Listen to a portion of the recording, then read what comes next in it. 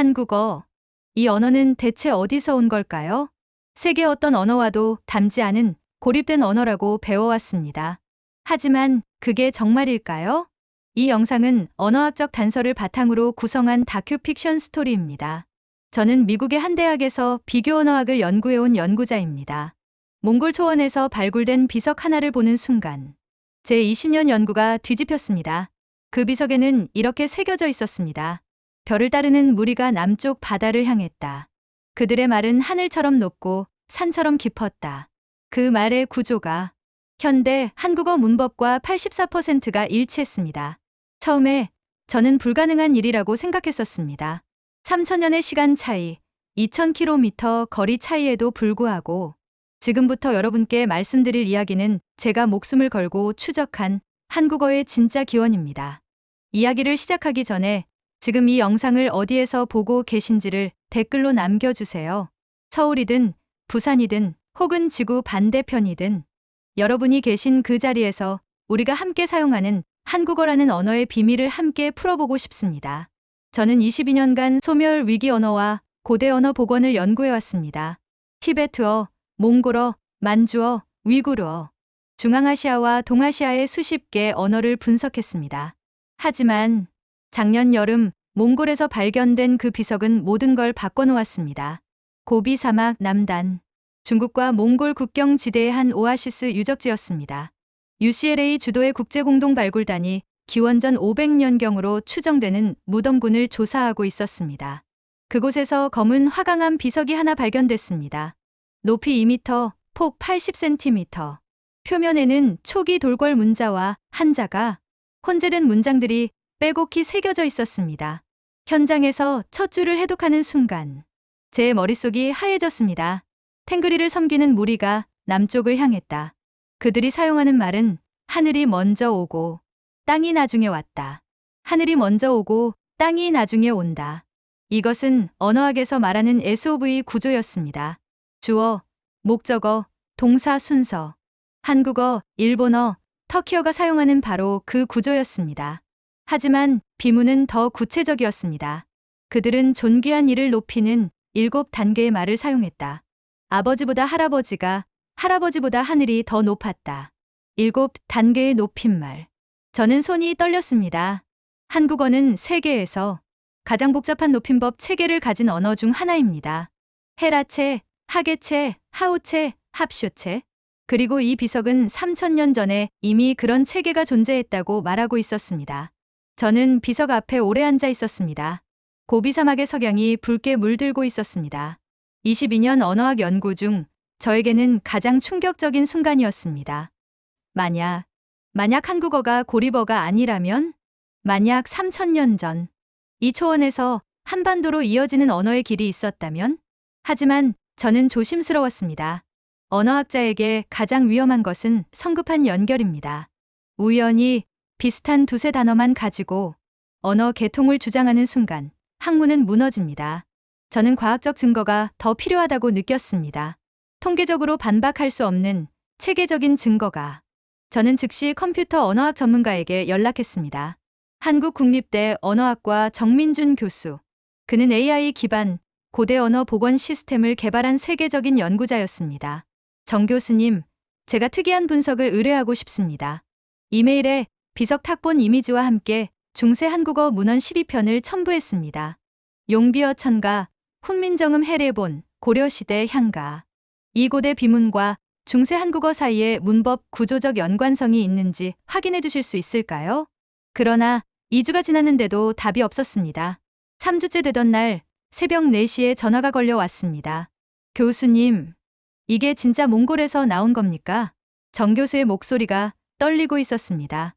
왜요? 무슨 문제라도? 문제가 아니라 이건 불가능한 결과입니다. 그는 즉시 파일을 보냈습니다. 화면을 연 순간 저는 숨이 멎었습니다. 문법 구조 일치도 84.3%, 어순 패턴 일치도 89.1%, 높임법 체계 일치도 91.7%. 정 교수의 설명이 계속 이어졌습니다. 시스템을 12번 돌려봤습니다. 오류일 거라고 생각했으니까요. 하지만 결과는 같았습니다. 이 비석의 언어 구조가 중세 한국어와 거의 동일합니다. 조사의 사용 방식, 어미 활용의 규칙, 높임법의 단계, 심지어 부사의 위치까지도 일치합니다. 이건 우연이 아닙니다. 같은 뿌리에서 나온 언어입니다. 저는 의자에 깊이 앉았습니다. 84%, 언어학에서 80% 이상의 구조 일치는 같은 어족을 의미합니다. 영어와 독일어의 일치도가 약 65%, 스페인어와 이탈리아어가 약 78%.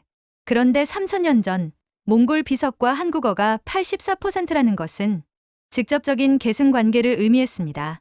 정 교수님, 저는 천천히 물었습니다. 이 결과를 공개하면 어떻게 될까요? 전화 너머로 긴 침묵이 흘렀습니다. 솔직히 말씀드리면 학계가 받아들이기 어려울 겁니다. 한국어는 고리버라는 게 정설이니까요. 하지만 그의 목소리가 단호해졌습니다. 이 84%라는 숫자는 거짓말을 하지 않습니다. 저는 더 이상 망설이지 않았고 서울행 비행기를 예약했습니다. 인천공항에 도착한 건 9월 초였습니다. 가을이 시작되는 계절이었지만 제 가슴은 뜨겁게 타올랐습니다. 서울국립대 인문관 8층, 정민준 교수의 연구실. 창밖으로는 산이 보였습니다. 대형 모니터에 분석 결과들이 펼쳐져 있었습니다. 보세요, 레이놀즈 교수님. 정 교수가 키보드를 두드렸습니다. 비석에 나온 27개 문장을 분해해봤는데 그중 23개가 중세 한국어 문법으로 완벽하게 설명이 됩니다. 화면이 바뀌었고 고대 비문 한 줄이 나타났습니다. 그 아래 중세 한국어 번역이 떠올랐습니다. 하늘이 땅에게 말씀하시니 이 문장 구조 한번 보세요. 정 교수가 설명했습니다. 주어 하늘이, 목적어 땅에게, 서술어 말씀하시니. 완벽한 SOV 구조입니다. 그런데 여기서 중요한 건 그가 말씀하시니를 확대했습니다. 이 높임법입니다.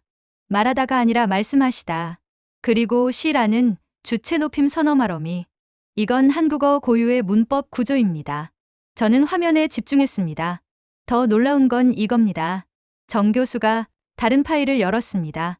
비석에 나온 임금, 아바님, 어마마마 같은 단어들은 이게 중세 한국어 임금, 아버님, 어머마마와 의문 대응이 됩니다. 심지어 한이라는 단어도 나옵니다. 큰, 위대한이라는 뜻으로요. 이게 지금 우리가 쓰는 한국, 한민족의 한과 같은 어원입니다. 저는 그 순간 전율을 느꼈습니다. 경이로움? 두려움? 아니면 5000년 언어의 비밀을 마주하는 순간의 떨림? 22년 언어학 연구를 하면서 저는 늘 객관성을 지키려 노력했습니다. 하지만 지금 제 앞에 이 데이터는 단순한 숫자를 넘어선 무언가였습니다. 한국어가 고립된 언어가 아니라는 것. 몽골 초원에서 한반도까지 이어진 언어의 강이 있었다는 것. 그리고 그 언어를 사용하던 사람들이 실제로 이동했다는 것. 정 교수님, 저는 천천히 물었습니다. 이 결과를 국제학회에 발표하면 과연 어떤 반응이 나올까요? 정 교수는 잠시 창밖을 바라보다 답했습니다. 아마 거센 비판을 받을 겁니다. 유사역사학이라는 낙인이 찍힐 수도 있습니다. 하지만 그가 다시 화면을 가리켰습니다. 이 84%는 부정할 수 없습니다. 저는 고개를 끄덕였습니다. 진실 앞에서 두려워하는 학자는 이미 학자가 아니니까요. 국제언어학회 동아시아 세션이 한 달 앞으로 다가왔습니다. 저는 밤마다 발표문을 수정했습니다. 쓰고, 지우고, 다시 쓰고. 특히 핵심 슬라이드인 몽골 비석 원문과 한국어 대응표. 이것을 그대로 보여줄 것인가, 순화할 것인가. 만약 내용을 순화하면 발표는 무난해질 것이었습니다. 구조적 유사성만 언급하면 큰 논쟁은 피할 수 있었습니다. 하지만 그렇게 되면 왜 그런 유사성이 생겼는지, 즉 언어의 이동과 민족의 이동을 설명할 수 없었습니다. 발표 전날 밤, 저는 호텔방에서 한강을 내려다보고 있었습니다.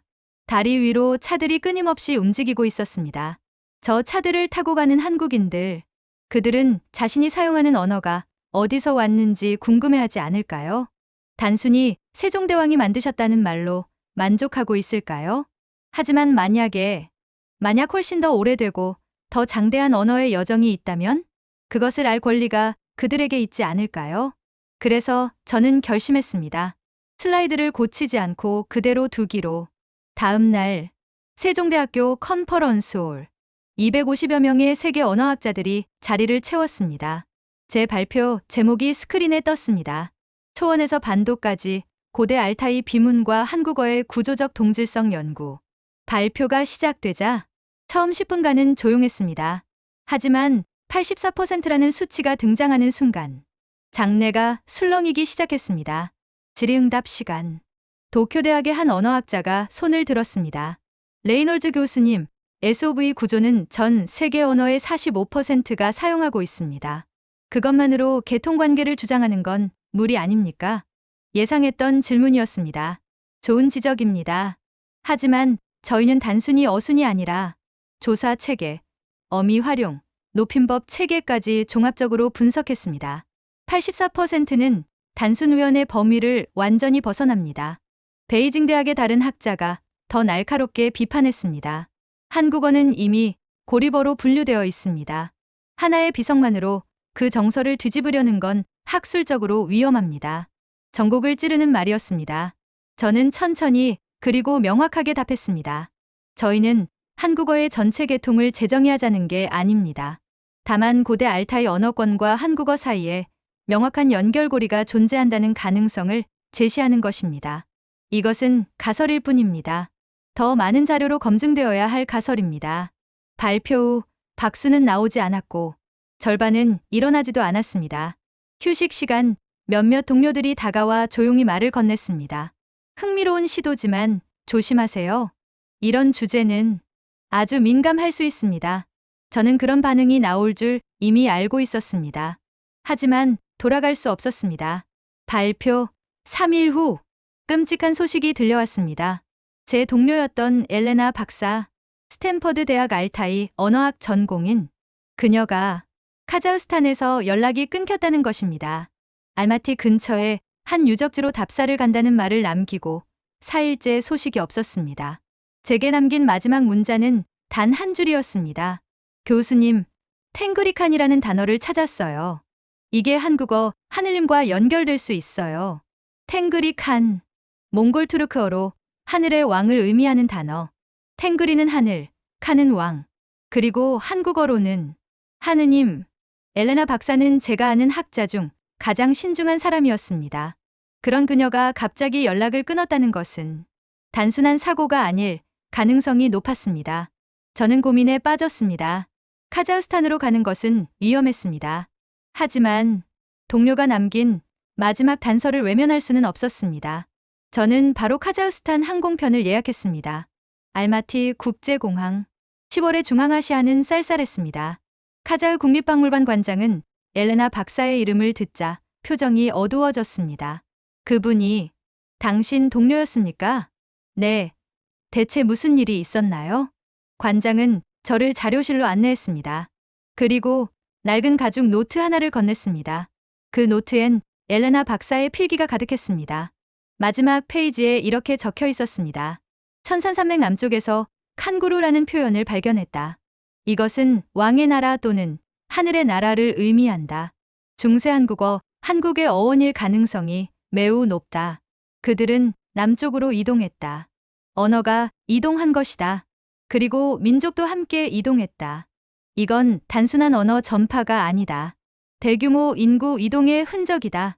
저는 노트를 든 손이 떨렸습니다. 칸구루, 한국. 엘레나가 찾은 것은 단순한 언어의 유사성이 아니었습니다. 한국이라는 이름 자체의 기원이었습니다. 그날 밤 저는 호텔방에서 창밖을 바라봤습니다.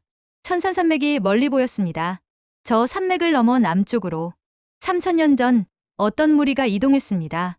그들은 언어를 가지고 갔고 또 문화를 가지고 갔습니다. 그리고 그것이 지금 한국이 되었습니다. 카자흐스탄에서 돌아온 저는 경상북도 경주로 향했습니다. 신라의 천년 고도, 한국어 문헌이 가장 오래 남아있는 곳, 경북대 국문학과 이수진 교수의 연구실을 찾아갔습니다. 레이놀즈 교수님, 신라 향가를 한번 보세요. 이 교수가 삼국유사를 펼쳤습니다. 서동요, 제망매가, 찬기파랑가. 이 모든 향가에는 공통점이 있습니다. 그녀가 한 구절을 가리켰습니다. 천리, 하늘의 이치라는 뜻입니다. 이게 알타이어의 탱그리와 같은 개념이에요. 저는 고개를 끄덕였습니다. 그리고 이 구절을 보세요. 아야, 아버지를 뜻하는 말입니다. 이게 몽골어 아브, 터키어 아바아바와 동일한 어근이에요. 이 교수가 계속 설명했습니다. 신라 사람들은 하늘을 숭배했습니다. 왕을 거서간, 마립간이라 불렀는데 이 간이 바로 몽골 투르크어의 칸입니다. 저는 그 순간 모든 것이 연결되는 걸 느꼈습니다. 몽골 비석의 탱그리, 카자흐스탄의 탱그리 칸, 신라의 천리, 그리고 현대 한국어의 하느님이 모두 같은 뿌리였습니다. 이 교수님, 저는 물었습니다. 그렇다면 한국어는 어디서 온 걸까요? 이 교수는 잠시 생각하다 답했습니다. 아마도 중앙아시아 초원에서 시작해서 수천 년에 걸쳐 동쪽으로 이동한 언어일 겁니다. 그 과정에서 여러 언어와 섞이고 변형되고 진화해 왔겠지요. 하지만 그 언어의 뿌리는 모두 같다고 봐야 합니다. 저는 경주 첨성대 앞에 오래 서 있었습니다. 이 돌탑은 1400년 전에 세워졌습니다. 하늘을 관측하기 위해 탱그리를 섬기던 초원의 그 민족들처럼 서울로 돌아온 저는 정민준 교수와 함께 최종 연구서를 작성했습니다. 제목, 초원에서 반도까지 한국어 기원에 대한 새로운 가설. 서문에 이런 문장을 썼습니다. 언어는 거짓말을 하지 않는다. 문법은 수천 년을 견디어낸다. 84%의 구조적 일치는 우연이 아니라 계승이다. 한국어는 고리버가 아니다. 한국어는 위대한 여정의 끝에 도착한 언어다. 학계의 반응은 역시 신중했습니다. 더 많은 증거가 필요하다. 성급한 일반화의 위험이 있다. 언어학적으로 흥미롭지만 인류학적 검증이 더 필요하다. 모두 맞는 말이었습니다. 저도 압니다. 하나의 발견이 정설이 되려면 오랜 시간이 필요하다는 것을요. 하지만 저는 확신합니다. 이 이야기는 진실이라는 것을. 한국인들은 오랫동안 자신들의 언어를 특별한 것으로 여겨왔습니다. 세계 어디에도 없는 유일무이한 언어. 그리고 그건 확실하게 맞습니다. 하지만 그 특별함은 고립에서 온 게 아니었습니다. 한국어의 특별함은 여정에서 왔습니다. 중앙아시아 초원에서 시작해서 몽골 고비 사막을 지나고 만주 벌판을 넘어서 마침내 한반도에 도착한 수천 년 여정의 결과였습니다. 그 여정 속에서 언어는 진화해 왔습니다. 높임법은 더 정교해졌고 어휘는 더 풍부해졌습니다. 그리고 고유한 문자, 한글까지 만들어졌습니다. 한국어는 고리버가 아닙니다. 한국어는 살아남은 언어이고 수천 년의 이동을 견뎌낸 언어입니다. 그리고 그 언어를 지켜온 사람들. 그들이 바로 여러분입니다. 저는 이 연구를 계속할 것입니다. 정민준 교수와 함께 또 세계 언어학자들과 함께 더 많은 비석을 찾을 것이고 더 많은 고문원을 분석할 것입니다. 엘레나 박사의 흔적도 찾을 것입니다. 언젠가 이 모든 퍼즐이 완성될 그때가 되면 한국인들은 자신의 언어를 새로운 눈으로 보게 될 것입니다. 여러분이 지금 사용하는 이 언어 하나하나에 3000년 여정이 담겨 있습니다. 초원의 바람이 함께 담겨 있으며 별을 따라 남쪽으로 간 사람들의 꿈이 담겨 있습니다. 안녕하세요. 이 간단한 인사 속에도 수천 년 역사가 숨쉬고 있습니다. 오늘 사연은 여기까지입니다. 여러분이 계신 그 자리에서 여러분이 사용하는 한국어의 놀라운 여정을 함께 나누고 싶었습니다. 이 이야기가 공감되셨다면 오늘 이야기에서 가장 인상 깊었던 부분을 댓글로 남겨주세요. 그 한 줄이 다음 이야기를 만드는 큰 힘이 됩니다. 영상이 도움이 되셨다면 좋아요와 구독 부탁드립니다. 시청해주셔서 감사합니다. 이 채널은 눈물과 웃음의 감동사연입니다.